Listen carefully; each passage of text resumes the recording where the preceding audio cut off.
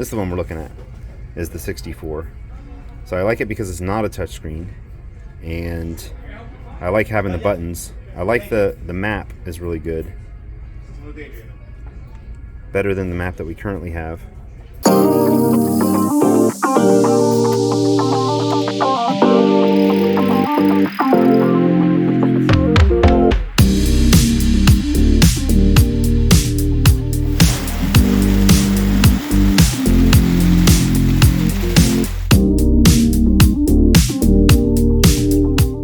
Okay, so this is the smallest Garmin here, and we actually had this one on our last boat, and this one's like around $350, I think, is the price for this one.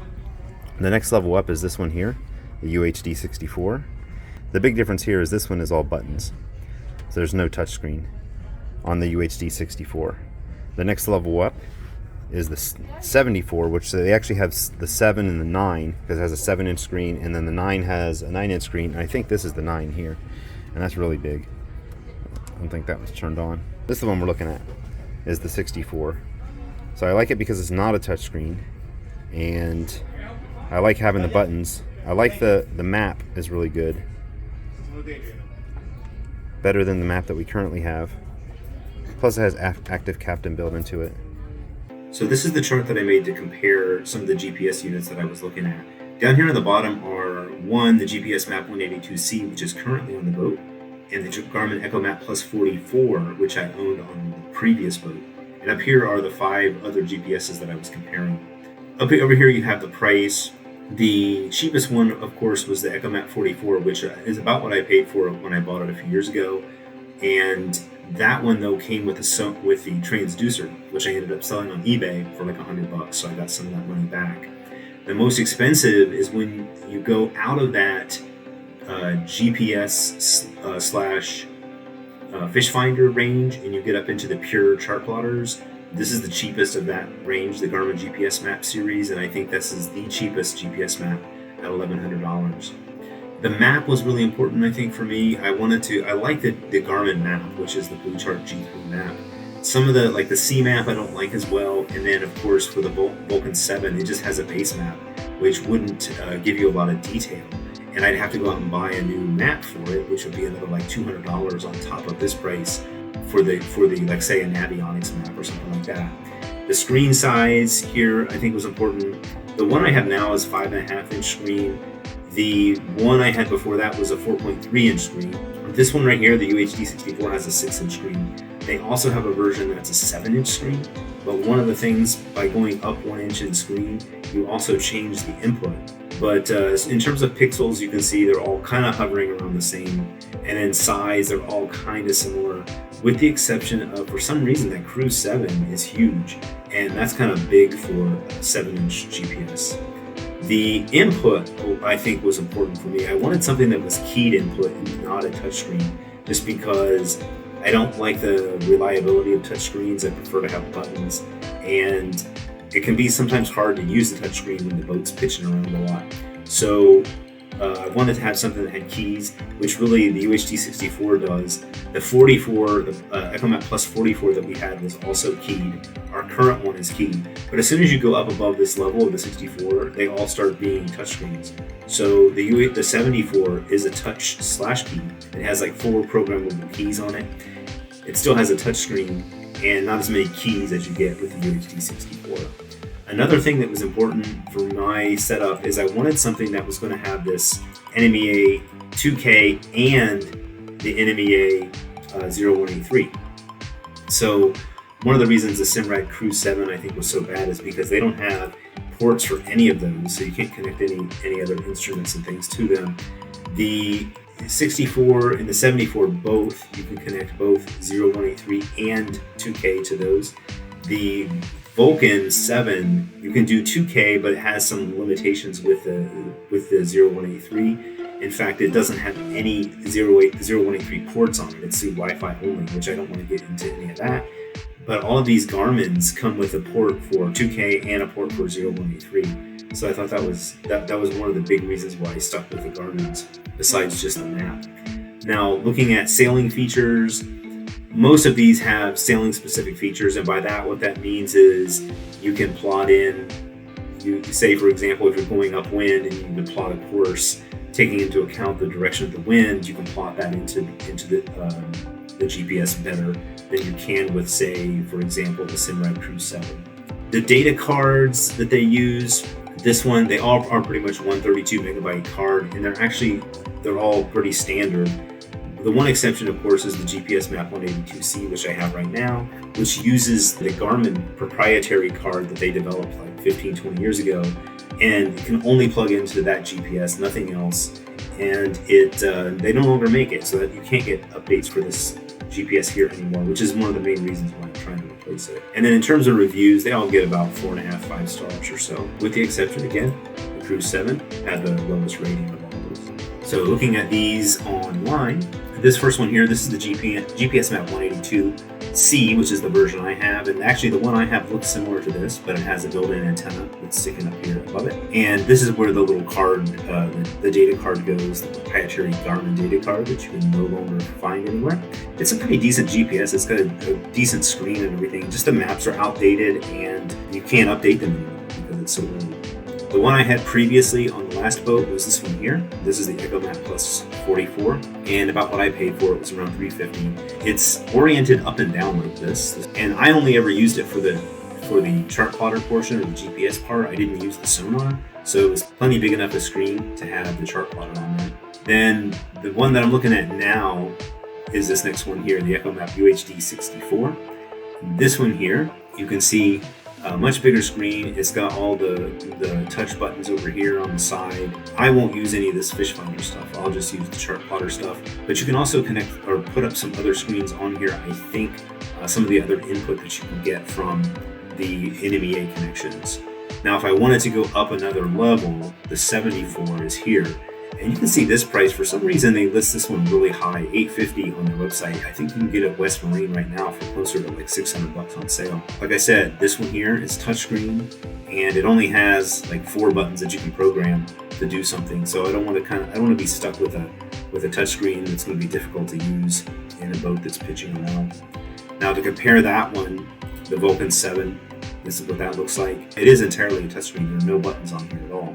It's just doesn't have the map. I don't like the C map, and the preloaded base map is probably even worse than that. The Simrad Cruise 7, again, I think this is even worse because it doesn't have the NMEA connections that I need. It doesn't have a touchscreen, so it has this input here, which I actually kind of like having the little joystick input up here, which is nice because I played around with that at West Marine a little bit. But the maps are not very good, and then not having the NMEA connections is kind of like a bad thing. So then, lastly, the GPS Map 743. This is when you go away from the Chartplotter / fish finders just to the pure Chartplotters. Again, this one is entirely touchscreen, which is kind of a disadvantage, and it's so expensive. And when you look at some of the features of this, like where they start to separate or differ from, say, the UHD 64, which if we scroll down and look at the specs, you can see the specs are pretty similar on all of them, except like you can see this one here has a touchscreen, where this one here is keyed. The sizes of these two are actually pretty similar. When you look at the things like the maps and waypoints and tracking points, they're all the same. They're the same number. The sensors, this is where you start to get a little bit different here, is the NMEA compatible and 0183 compatible, which is what I need. The GPS, this WAAS, and some of these other things, like if you look here, Galileo, GLONASS, these are actually different satellite systems. So GLONASS is the Russian equivalent of the US GPS system, and then the Galileo is the European or the EU version of the GPS. So that just means with this one you can receive more satellites, which I've never had a problem with using just what we have on the previous one. So I think that this is a good choice. So going back here to this one, you can see the built-in charts is that Blue Chart Coastal, which is what I want. And this one here, the same thing. It comes with the Blue Chart Coastal built in. It also comes with Lakeview, which is the inland version of Blue Chart Coastal, which I don't need. And then some of the other things, when you get up to these higher levels, you can plug in some other things like the radar and things like that you can't plug into this one, which I don't need any. I don't have any of that stuff on my boat, so I don't need to have this higher end Chartplotter just for that. So I'm gonna go ahead, I think, and stick with the EchoMap UHD 64 and order that on Amazon. And the GPS came in the mail today from Amazon. And there it is, the Garmin EchoMap UHD 64CV. Let's take a look in the box.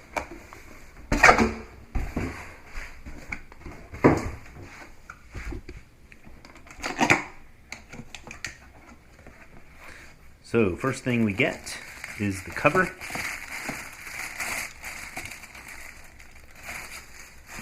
Then we get the actual GPS itself and some styrofoam.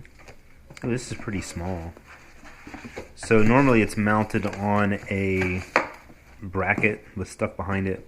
But you can see how thin it is. It's pretty thin. It's a pretty big screen. And I get a cool Garmin bumper sticker. And then inside the rest of the box, there's the cutout for if you're cutting it out or cutting a hole in something to put in there.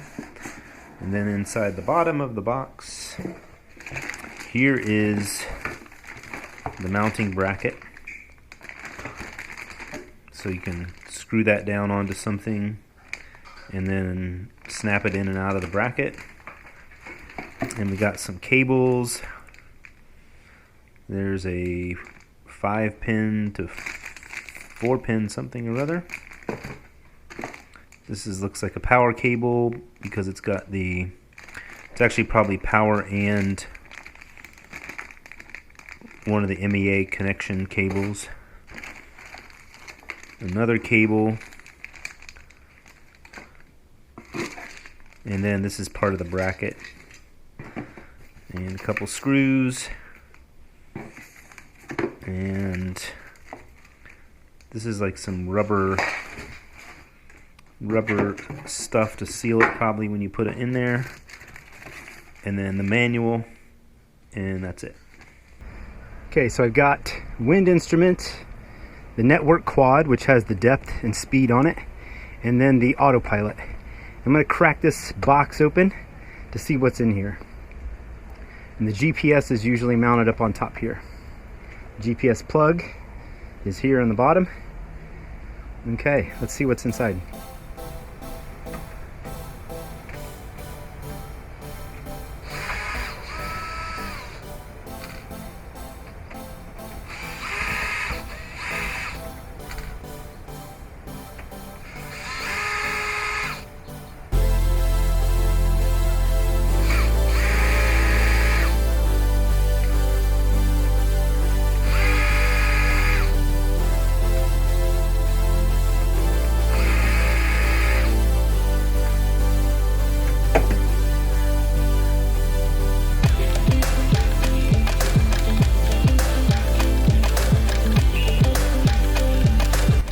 Okay, so there's more in here than I anticipated.